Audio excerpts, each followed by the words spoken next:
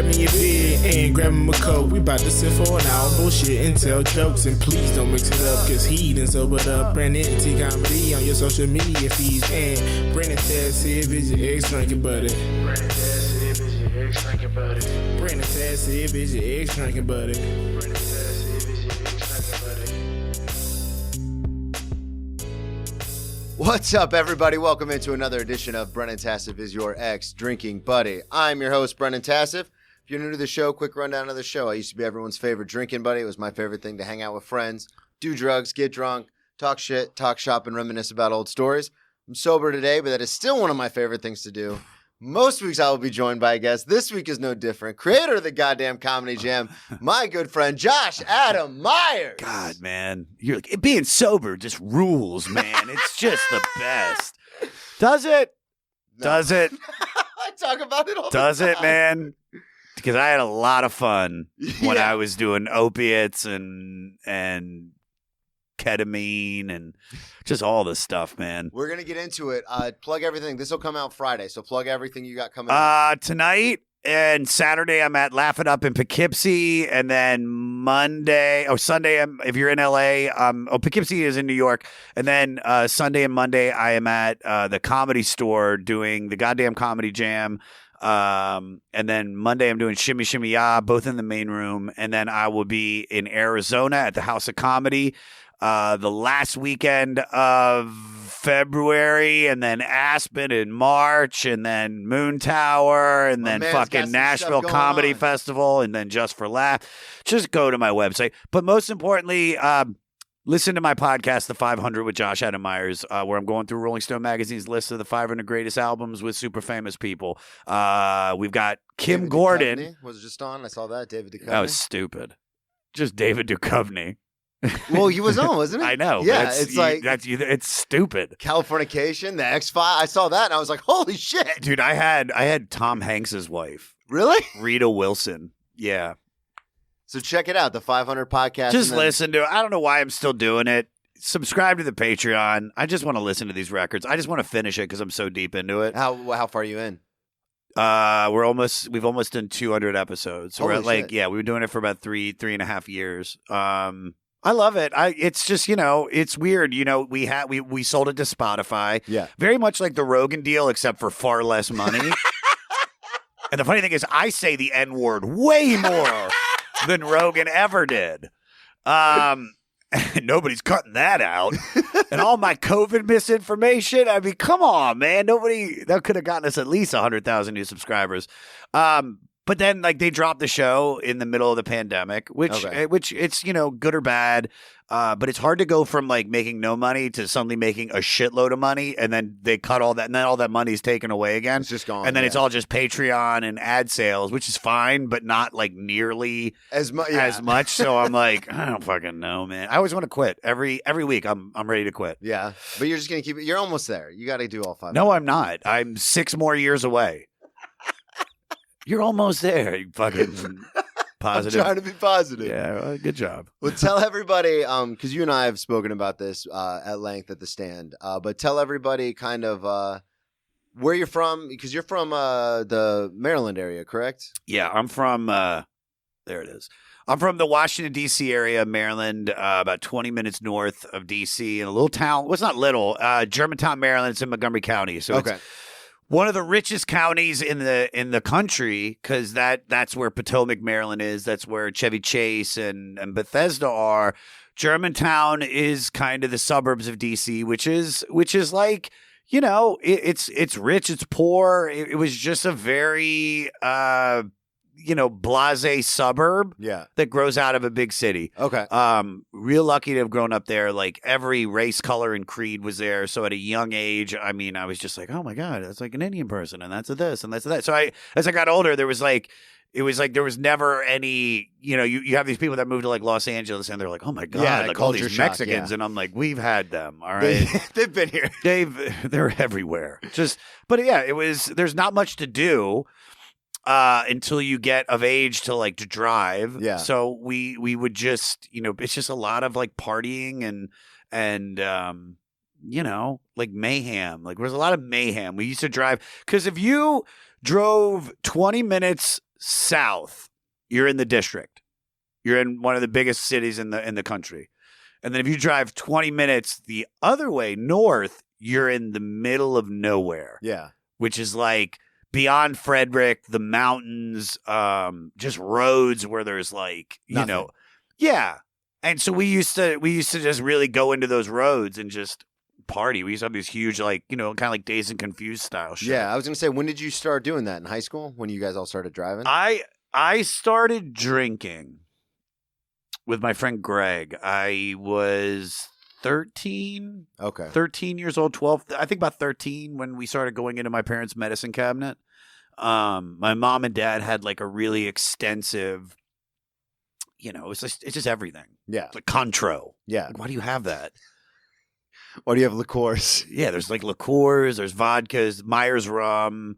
And so I don't even know how it started, but I remember Greg was the first one that was like, "Hey, let's take a little bit of rum." Yeah. And so we would like take rum out, the clear rum, and then we would fill it back up with water as you do. after a night. And then my mom was making rum cake. And no way that's gonna suck. And I just remember we were upstairs in my bedroom and my mom just started screaming. She's like, "Who put water in this rum? Joshua, get down. Did you drink this rum?" And I was like, of course I'm like, no. And she, might have grounded me. My parents, see, that was the problem, was my parents were not disciplinarians. Okay. As much as they really could have, shamed me or protected me through punishments. Yeah. And they tried to. And I just would like either one, just break through that and be like, all right, well, or I would fake them out and be like, all right, I'm back to being a good kid. And they'd be like, all right, they'd loosen the restrictions and they would just kind of let me do whatever I want to do. Okay. So Yeah. all that freedom eventually kind of caught up with you. Yeah. Life has always been, except for the last 6-7 years, I'd say about 6 years, it was when I really started to be an adult. Yeah. So at 36. Okay. It was always like I would make these steps forward and then I would have a life event that would change that. And then it would put me back like 5 steps. Yeah. I would do And that then- all the time. And then I'd get everything Same thing, together yeah. and I'd finish college or whatever it was. I would always go up and then I'd go back. Yeah. That happened to me between rehabs, hospitals, getting arrested. I would always it would seem like, okay, I'm doing it. Like I'm a grown up. I'm going to get a real job. And then I would start drinking again, end up in jail with another DUI. And then it's like, well, I'm getting fired. My fiance's leaving. Like, I don't know what to do. And then I would just start all over. How many DUIs do you have? 2. Not as many as you. I got 3. Yeah. Fucking 3, dude. Proud of them. Me too. Hat trick. Yeah, that is. I went for 3. I mean, so you can drive though now, right? I can drive. Yeah, because that's what we were talking about before. You drive all the time. You don't. So my last DUI was the reason I stopped drinking. Okay. And that was, you haven't had a drink in a long time, right? No, I have. Okay. I have. So, all right. So I stopped drinking regularly December 8th, 2006. Okay. And then a year went by almost without drinking. And then I moved to LA and I started drinking for like 2 months. Okay. And it was just a complete and utter mess. Like I immediately started doing yeah. cocaine and drinking and partying. And then I had like a shock where it was like, because somebody came up to me. I have a buddy who was like this, my cousin's friend who I was staying with, and it was like this male model, worked for like huge campaigns. And he was such a cool, laid back guy. And he came up to the studio that I was subletting. And I remember he was like, he just knocked on the door. He was like, "Hey, can we talk?" And I was like, "Yeah." And he's like, "Hey, man, you moved out to LA to work. Yeah. You're just partying every night." He's like, "You're spending all your money. You're doing coke." And it's like, yeah, there's nothing wrong with it. But as much as you're doing it, there's no point of you being here. Yeah, you might as well just stay. You just might as well go back to Maryland because Yeah. that's what's going to end up happening. You're going to drink and party yourself back home. And you're going to fail. And he's like, if you have a real shot, you're out here. So fucking do it. And he was right. And so I was like, you're right. And then I was like, all right, done with alcohol, just Vicodin. And then that was like 16 years. Yeah. So what I would do is I wouldn't drink regularly, but from from like 2008 until about 2014, I think was the last time I actually had a drink of alcohol. One night out of, well, really it was 2 nights, but I would get frustrated with something in my career, and I would call my buddy Matt, who I knew in Baltimore but lived in Venice now. Okay. And he was a guy I used to drink and do coke with, and I would hit him up and I'd be like, "Hey man, I'm coming to see you. I'm bringing like $500. Let's get a bunch of coke." And I would go to his place and we would just do coke for like 2 days straight and drink. And then when that would be over, I'd finally fall asleep at his place. And then I'd wake up the next morning just hungover, feeling like shit. And then I would drive home and I would sleep for a day. And then I was good. Yeah. I was good for like, another year. It was just when I got to a point of frustration, that was when I would just have to like let it out. But I knew that if I drank and went to he did any kind of stand-up or was around people like that, like my career would be over. Yeah, and that's what I noticed when I was living in Oklahoma. I went to stay with my cousin for a little while because my life was just utterly falling apart. So I went up to Oklahoma where he does comedy, and he was getting me on shows, and I'd be hammered, just doing like impressions, running the light, and it was just a fucking mess. And I had him on the podcast recently, and we were talking about it because he introduced me to stand-up, like Mitch Hedberg and Tom Rhodes back in the day. We were talking about it. He goes, well, we all saw something there. Like there was something funny about it. You just couldn't stay sober long enough for anybody to realize it because it was a disaster. And that's why, like, to this day, now I'm in New York and sometimes I get frustrated, obviously. I was like, oh, I'm going to have the podcast. I'm going to get like a good 45 minutes. Then I'll move to New York. And I got here and everyone's like, we don't give a shit. Like nobody fucking cares. Yeah. How many followers do you have? That's not enough. You're not going to get past. And so it was so frustrating. And I wanted so badly to just revert back to like, well, fuck it. I'll work and drink. Who cares? But I realized that like you were just saying, it's like, then I might as well go back to Florida. Yeah. Like there's no reason to be here then. Yeah. If I always try to tell people, you like, how old are you? And they'll be like, oh, I'm 35. And I was like, can you party that much? And it's like, and you're not doing anything. I was like, dude, and how long you been drinking? And they're like, I mean, since I was 15. I was like, that's 20 years. Yeah. You have 20 years and it's showing you that it doesn't work. It's the same. You're in the same spot. Like imagine. And that's why the one thing I do love, I tell this to people all the time, being an addict is almost like a superpower because because I was able to put down the drink and focus on comedy, I've gotten way further than if I was still drinking, like doing open mics in Jacksonville, Florida. Like the fact that I was able to stop drinking and just focus on comedy, because comedy's you and I have talked about this. Comedy's my whole life now. Yeah. And now that I've been able to do that, I live in New York. I'm doing a podcast with you. Like that's all because of my sobriety. And like we said earlier, like it sucks sometimes. Like when you're at the stand and everyone's having a great time, they're doing one of those after parties and you're just kind of standing there drinking a water and you're I don't see that. You don't? I see the opposite. Okay. I feel more empowered. Yeah. And That's stronger true, than yeah. them that I can have fun and be myself and not need something to make it better, to make me cooler. Yeah. That's a great point. Actually, and I don't judge them. Yeah. Because I envy somebody that can drink. And just like I see Santino and I party with him and DeRosa at their bar and they're just having so much fun and they're loose and they're the life of the party. And I'm like, I can't be that. It's that whole story that you learn. It's like, I did 12-step program for a few years and then I kind of broke off and I was like, I'm just going to do my own thing. I'm going to go to a guru and meditate and do that kind of shit and that and therapy. And that's what helped me get off. Because alcohol and cocaine was so easy to stop because it was literally like, I'm going to go to jail. I keep getting arrested. Yeah, I was going to say it just kept happening. And it's going to. Yeah. It's good because I was such a bad drunk that I had to do coke, and then it's just this endless cycle. By the way, I'm so sorry this isn't funny. No. We'll figure out a way to make this funny, everybody. But my real problem was with opiates because opiates made stand-up comedy easier. Yeah, and it made all the what's the word I'm looking for? The anxiety, butterflies. Not anxiety, just all of my insecurities. Okay. From things that I have done. and your trauma that you carry with you. Oh, yeah. Opiates pushed all that down. So you could just be... I could just be the Josh that I was as a kid, which is, with no filters on my consciousness, and just be like, this is fucking great, and I love this, and I could go up and perform, a sold-out show at Gramercy Theater and have all the industry in Hollywood there and be like, I could give a fuck because I'm having fun. That was the hard thing to get off of.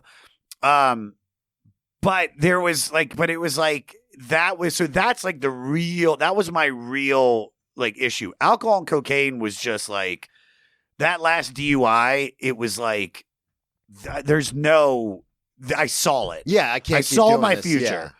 Yeah. And it's like, there's so much stuff I miss, man. I had so much fun.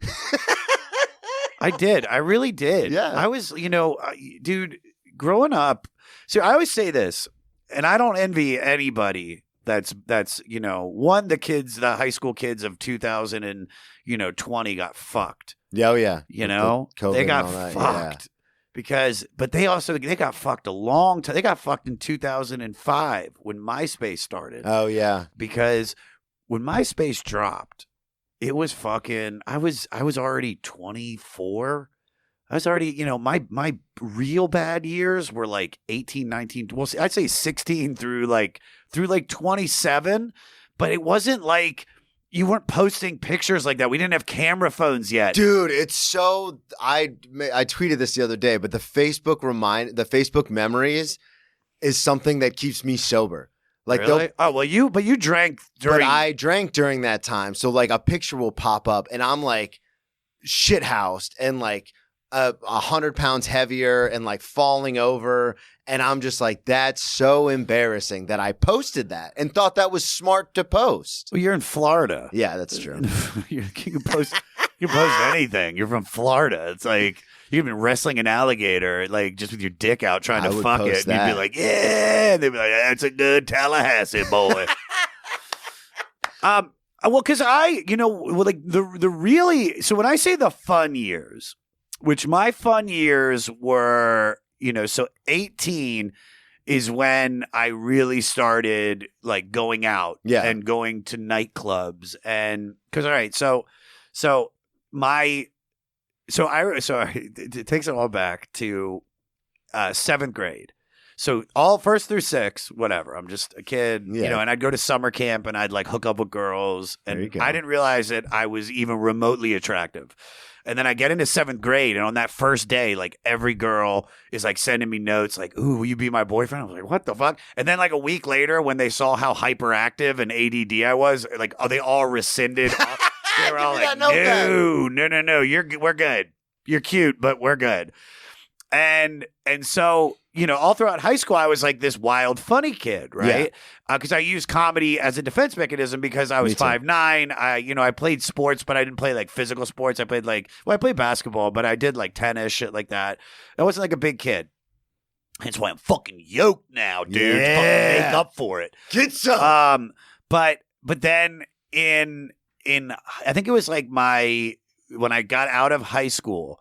So, all right, my senior year of high school, I had TMJ surgery. Okay. So I had like 4 screws. I had my whole jaw cut out. I had 4 screws put in, 4 screws. I have this metal wire, and I broke my nose when I was younger. So they put like 2 little plates right here. Okay. And so my whole senior year, I was like my face, because it was like October, right before homecoming, my face was like swollen, and it wasn't until like about like March where it really started to like ease down. And at the beginning, everybody was like, hey man, the swelling's going down. You're looking better. And then one day that just stopped. So in my head, I was like, I'm this freak. Like, I was like, I'm sloth. Like I'm just like all disfigured. And then at the end of my senior year, I was working at this Outback Steakhouse and it was like Melrose Place. Like everybody was drinking together. Yep. And that was like all the older kids were partying. And I was at Outback for a while. You were at Outback? Yeah, that's right. 18, started at Outback. Dude, I was one of my first jobs. I think I started there when I was like 14, 15. I was employee of the month, July 1995. Was it 95? Yeah. Dude, best bus boy in the world. Fuck yeah. Pre-bust, pulling plates. I was pulling plates for people, always making the loop. Like I was the man. I was the voice. That first Outback I ever worked at, it was brand new, and it was just a regular recording. And I was like, we can't have that. So I was the voice when you would call up. It was the, "G'day, mate. Thanks for calling Outback Steakhouse, 225 Coastline Drive." That's not that bad. was me. Yeah. G'day, mate. G'day, mate. G'day, mate. Thanks for calling Outback Steakhouse. We got a real buns of cobber here. So what happened? You. So I was working there and I'm Yeah. partying, and like there's some hostesses working there, and they all like every guy's trying to fuck this one girl, Miriam, and Janessa. And well, first it was Janessa, then Miriam was later. And I remember Janessa was like, "No, I want Josh." And I was like, "Wait a second, am I somewhat attractive?" So you thought you were sloth, and now you're And like, then I'm wait like- a second. And then once I knew that I was this like cute kid, I was like, I am fuck. And then I just started going to nightclubs and became like a raver. Well, then I go to Europe for like 6-7 months because I inherited money, and that was where I got King of Fleece. That's when I spent like $3,000 on fleece. And then when I went to Europe, I just partied all throughout Europe. The whole goal was that we were going to get laid while we were there, and we did, but just not as much. Yeah, I was going to say, not nearly as much as we were hoping. 'Cause my buddy was like, "You're going to go to Europe, and you're just going to fuck everybody because you're American." And he was right. If we would have gone to 2 hours west of Paris. But Yeah. the fact that we were in Paris where Americans are all the time, Everyone, I don't give a fuck. But that was where the partying started, and that was where I started to try drugs. And I started doing, because I had done like acid and stuff, but I had never done ecstasy. And that was when I tried ecstasy in Amsterdam. And I did it like out of the 3 weeks I was there, I probably did it like 5-6 times. And then I came back to the States. And I'm 18 years old, about to be 19. I've been partying. I've been, drinking and finally starting to meet girls. And then I start working at this restaurant, Mozzarella's, the American Cafe, which then became just the American Cafe. Okay.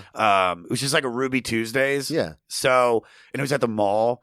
So if you ever see Mallrats, it's like that. Like everybody knows each other. Everybody's fucking each other. I had a girlfriend that worked at the record store downstairs that would steal for me. And would steal. Oh yeah, dude. I didn't miss that. Dude, we'd steal. That's all you Because you've always loved music. That's always been like a huge passion. Yeah, I remember she got me the Method Man Judgment Night CD the night before it came out. Like, and she would and my buddy Paul got a job there, and he would steal, and I stole from every job. Every job. Yeah. Hollywood Video, which is where I was working before I went to Europe. Dude, if VHS was still big, I'd have the greatest movie collection. I had like 8 copies of Aaron Brockovich. Dude. Really? I had so much. I would just steal nonstop because the manager would let us. Because so on like a Sunday night, me and the manager would work together. It would just be the two of us. And then this assistant manager was, as what he said, a former gang member. Okay. He looked like a meth addict, real skinny, kind of missing a tooth. The fact that he was in charge of anything was ridiculous, just from his pure looks. Yeah. And when we'd shut everything down, he would be like, we would not ring in. So somebody would pay in cash, and we would just comp the video, but just tell him it was, $4.95 or whatever. Yeah. We'd do that a few times until we had about $20-$30. And then we'd go to McDonald's, buy a couple like McNuggets or whatever, and then we'd get like a 6er of like hard cider, and then we just drink beer, and then I bring like a big, one of those free bags you get when you buy cologne. Yeah. And for like Zoop, and I would just fill up like videos. I mean, everything, and he wouldn't care. And then I'd put it around. I mean, if they ever checked the fucking monitors, they could see that I was stealing something or the way I was letting my bag out.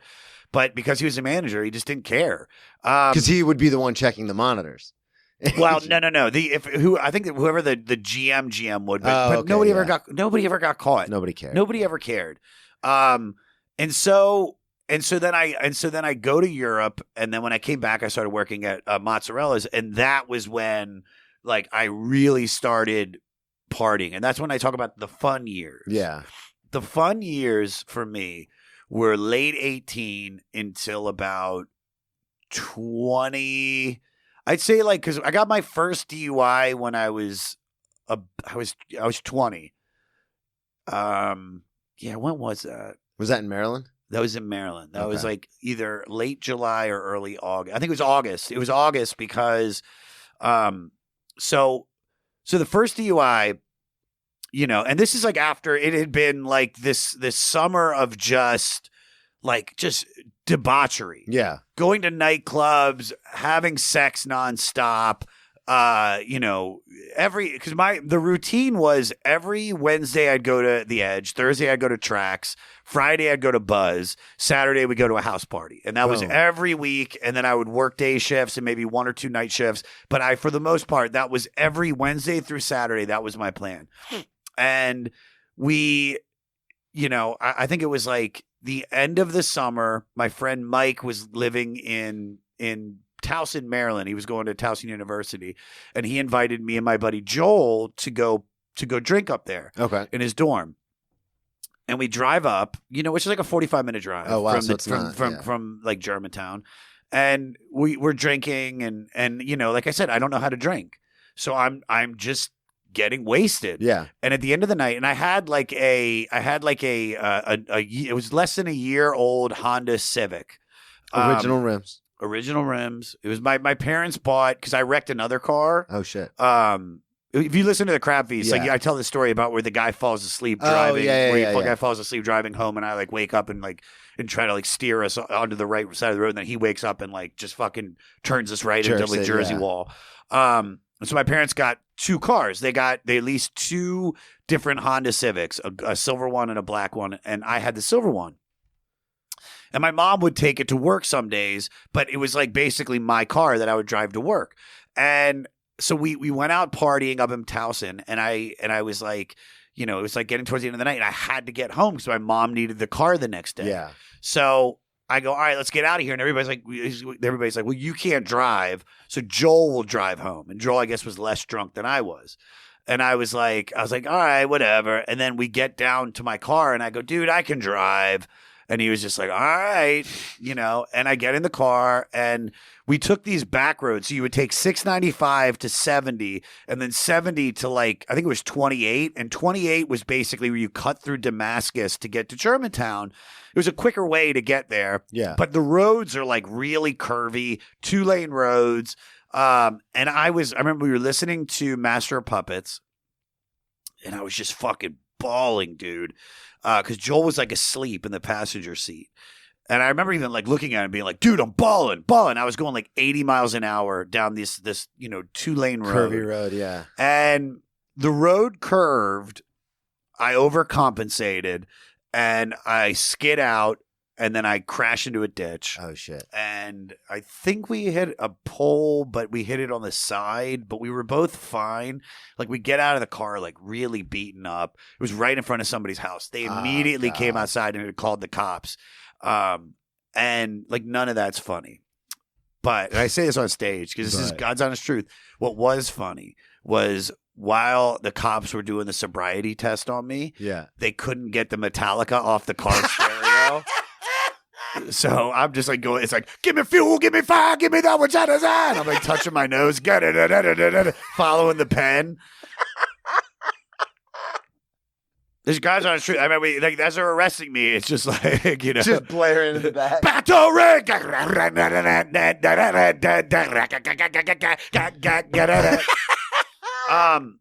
And here's what's funny though, and this is why I got 2 more DUIs. In the car, I started crying. Yeah. Because I'm wasted, and I wrecked a car, my second car in a year. And your mom, it's your mom, the car your mom uses. Yeah. Yeah, and I know, my dad is gonna give me that look. Yeah. Of disappointment, which I've seen millions of times. Me too, but it's still hard to see. Is it? I mean, for me, it is. You guess what? He's dead now, so I won. No, I'm kidding. I'm sorry, Dad. No, but I won.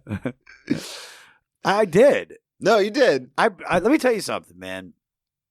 You know, my dad would say to me, what do you want to do when you grow up? Well, I want to be a comic actor. And he's like, all right. But I also want to be a rock star. And he's like, you can't do both. Watch me. You did it.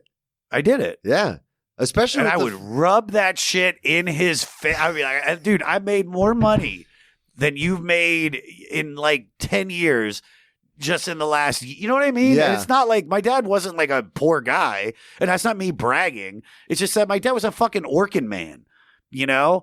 Like my dad my dad had a good job. He fucking changed the job because he was like, he quit this great job because they were firing all his buddies. And then he got into sales and he sucked. He sucked so bad at sales because he couldn't lie. Yo, okay. I can lie. Yeah. You know what I mean? Oh, Like, yeah. I'm a great salesman. Yeah. I've sold everything I've tried to. I'm like, I have an idea. Let's make it. Then I get people excited. And that's salesmanship. Yep. My dad couldn't do that.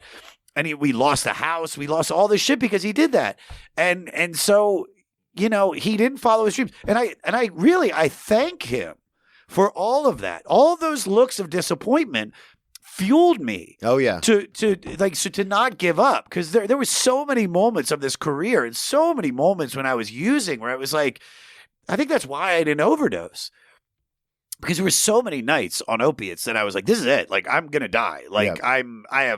I'm barely breathing. I'm like so nodding out. My ex-girlfriend once found me in the bathtub, like about to like choke to death. Like I was like in the water, and she's like, hey, pulls me out. And I'm like, hey, what's going on? She's like, you dumb fuck. And I'm like, oh, yeah, I'm fine. It's fine. She's like, no, you weren't. And I was like, all right, I don't care. But I mean, I feel like that kind of shit is what pushes you through. Cause I just can't, if I died, it would have made everything that he said come true. Yep. 100%. And I didn't want that. Same exact kind of situation where I was like, I have to succeed. It's a huge thing because I've got family, siblings, and they all have, you know, regular jobs. They're all like, my older sister's an executive, my twin sister's married with kids, and everyone's living that quote unquote American dream kind of thing. And I was like, no, I'm going to do comedy. And it's such a driving force. Everyone who's like, you can't. Like, not my family per se, but just people are like, you can't do that. Like, that's for other people. That's for Lenny Bruce and Bill Burr and you and, you know, Tom Segura. That's for them. That's not for you. And that is such, like, every time I was on the cusp of death, I was like, no, like, this is not how this is going to end, where everyone gets to turn around and be like, we were right. Brennan drank himself to death. Because I've been in the hospital being told by doctors, you're going to die. Like, you're dying. You must have fucking drank. Dude, I my 30th birthday, I know I've told the story before, but on my 30th birthday, I was so upset that I had gotten nowhere with comedy. I drank, within 36 hours, I drank an entire handle. And the only reason I survived was because a friend was in town and came to visit me, found me in my bathroom, passed out, rushed me to the ER. And the doctor was like, you should have been dead hours ago. Like, I don't know how you're alive. And the joke I say on stage is, well, I've been training for this for a long time. But there was the truth. It was like, my tolerance was to the point where I lived. This is what we played for. But then after that, I was like, I can't ever, like, I have to make this happen. And it's such a drive, like you said, it's such a driving force to be like, no, we're going to do it. And you did it. For everyone listening, check out the goddamn Comedy Jam, because that's fucking awesome. Thanks, man. Yeah, and you sold it to Comedy Central, and they had like a whole run with that. Explain it to everybody listening. It's basically where you have comedians and rock stars kind of come together and do like a. Well, it's the basis of the show is just comics do stand up, then they tell a story about a song and why they chose to sing it, and then they sing it. Yeah. And it's this idea I had when I was, you know, when I first started stand up, because we started doing a version of it. We had the band that I play with was like the house band of this show, and I would notice that comics at the end of their set would want to be like, let me play around with the band, and I was like, you could see how many people could sing, and I was like, and I like so musical that you know, I sat on the idea and the actual format until about 2014, and I just started doing it, and it just immediately took off. And then we sold it to Comedy Central, and then, you know, they did what they did with it. And then, you know, it was like it came to a point where I was just starting to get too busy and I wasn't doing enough because we had done so much with it. Yeah. We had performed all over festivals, and I was just like, okay, well, I'm just going to do the festivals and I'm not going to like do any like in-town shows because I'm just getting too busy. And then the pandemic hit. And now the pandemic is basically winding down, and it's like it's a show that will not die. Yeah, but it's also, a great show. Thanks, man. I love it. But also I think it's like I can keep doing it until I don't look cool doing it anymore. Because I'm 42 now. Yeah, and I'm the reason I need to do more yoga, and I need to stretch more, and I spend more time doing all that stuff so I can keep doing. I mean, because dude, it's like, can I do this when I'm like 55? Well, we were talking about it before. You had an issue with your knee when you first got here, and not then no like more, you were dude. kind of Not no more. Yeah, you worked that out. Stem cells. Fucking dead uterus. Uteruses? No. What are they called? Fetuses. Fetuses. Yeah, There you go. Same thing. You did mention the opiates, and I know I've listened to you on the Crab Feast, and I've gotten to talk to you personally about it. That was probably one of the hardest things, like you mentioned earlier, for you to kick. Was it?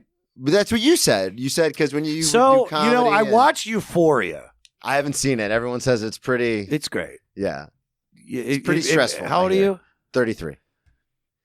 You won't feel as creepy as I do. Because there's a lot of titties, and they're supposed to be like 18-year-old girls, and then you're like, please be older than 8. And they're like, thank God. You're 23. 23. Yeah. Yes.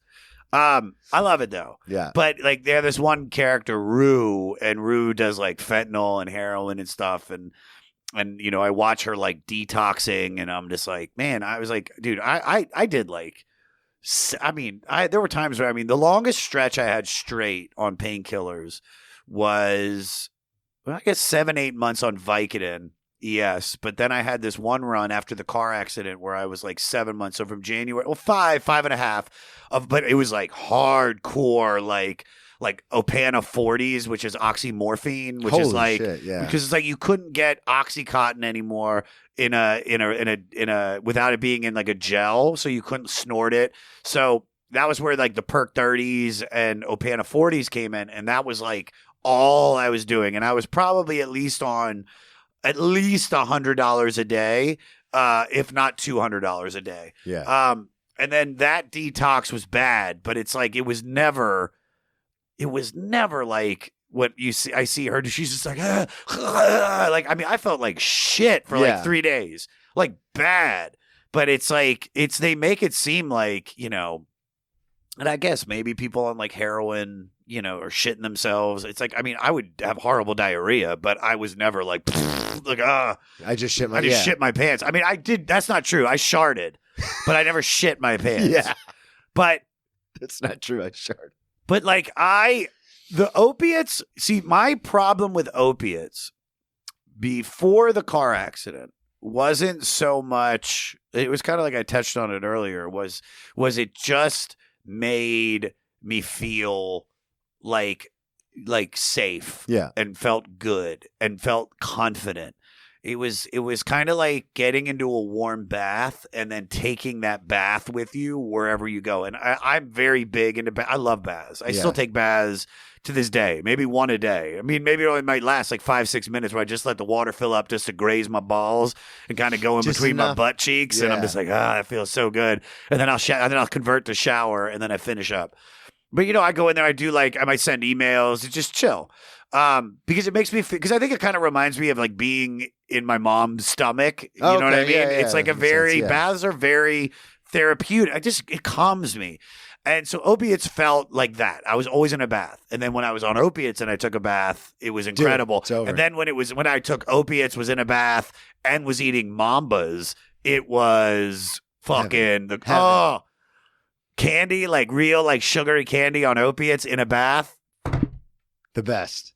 Not that we're endorsing that here on the no. Oh no, I am. I'm endorsing it, guys. It. Everybody should try fentanyl once. You're gonna do it again, but you should try it once. But like there was like because my problem was that I did opiates right as I moved to LA, and then I got off of them, and then I started stand up, and then I started doing opiates again because I got a hernia, and then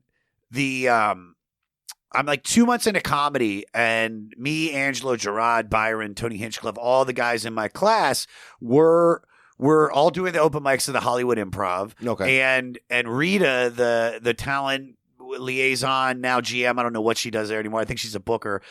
She created a show called The Best of the Open Mic, where she picked out the best guys from the open mic, guys and girls from the open mic. And she picked me, and I was like 2 months in. Oh, wow. And I would do okay, but I guess it was just like I had Yasser kind of be like, you got to get Josh. Josh is funny. Like, he's trust me, he's good. And so she booked me. And the packed house at the Hollywood Improv, everybody bombed. Everybody had a bad set except for me. Hell yeah. And I had taken 26 Vicodin. Holy shit. And I felt no pain. And so I walked up there just completely like, and I just fucking, every joke just fucking leveled.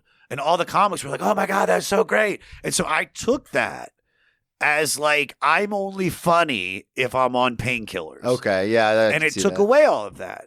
And so that bled for like so many years where it was like, you know, I did it up until, you know, I got sober right before the car accident. The car accident happened, and I kept doing them afterwards. And then I got sober again, and then I started doing the jam. Yeah, and I couldn't handle the success of the jam, and all the people being there and having all this pressure on me. So I started doing opiates again. Okay, and then that bled. I did every jam until May of 2016. In May of 2016.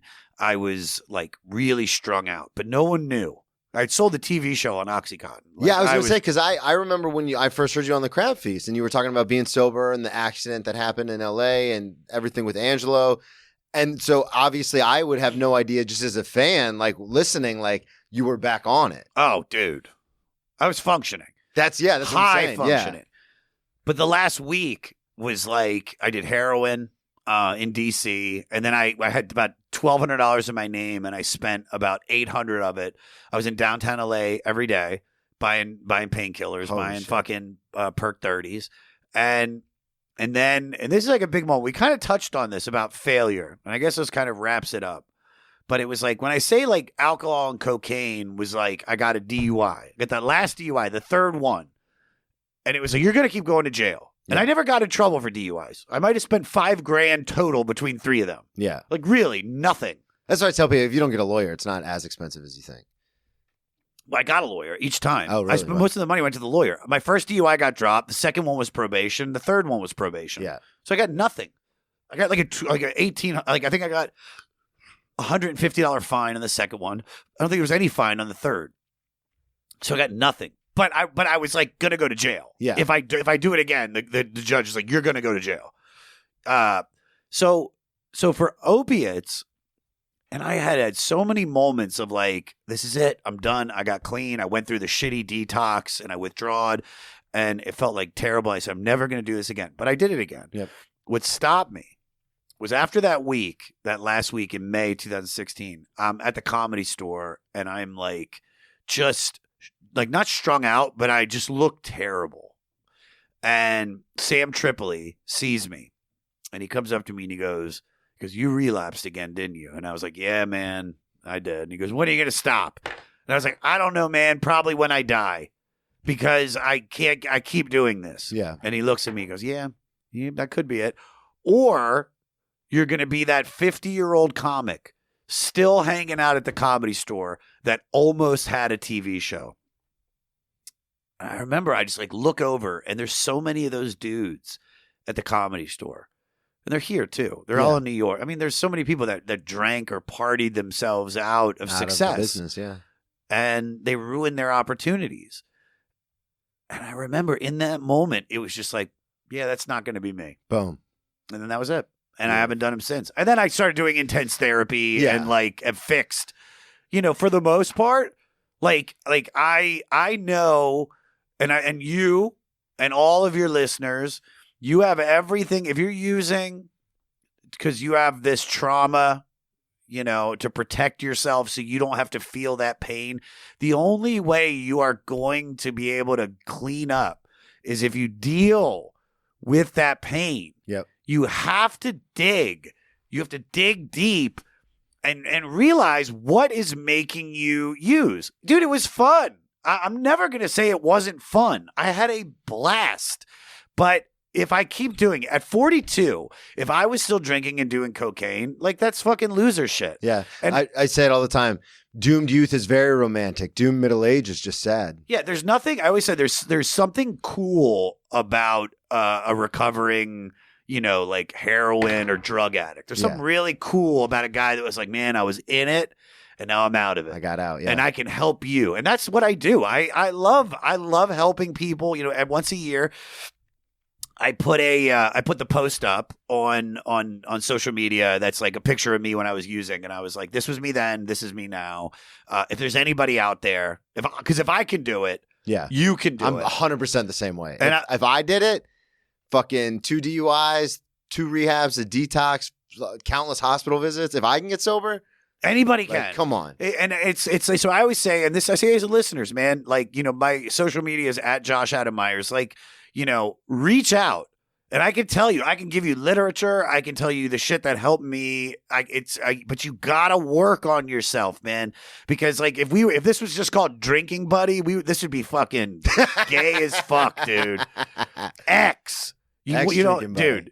I'm sorry I was late. No, you're good, brother. Thank you so much for coming on. Was this good? Yeah, this was beautiful. I love it. We got to get you back on. Wasn't funny though. It was no, beautiful. it was very funny. Was it? Yeah. Listeners, tell me. Reach out at Josh Adam Meyers. Check out all his dates. You got a ton of shit coming up. It'll be fun, yeah. Yeah, absolutely. We'll get you back on. We'll go over some of the stuff that happened after. I'd love you. Not on a day that I'm running around ragged. Kind of double booked yourself today. I fucking quadruple booked myself. But I love you, Bren. So anytime, man. Thank you again, brother. My pleasure. Everybody, thank you so much for listening. BrennanTComedy.com, at BrennanTComedy on all social media, and we'll talk to y'all next week.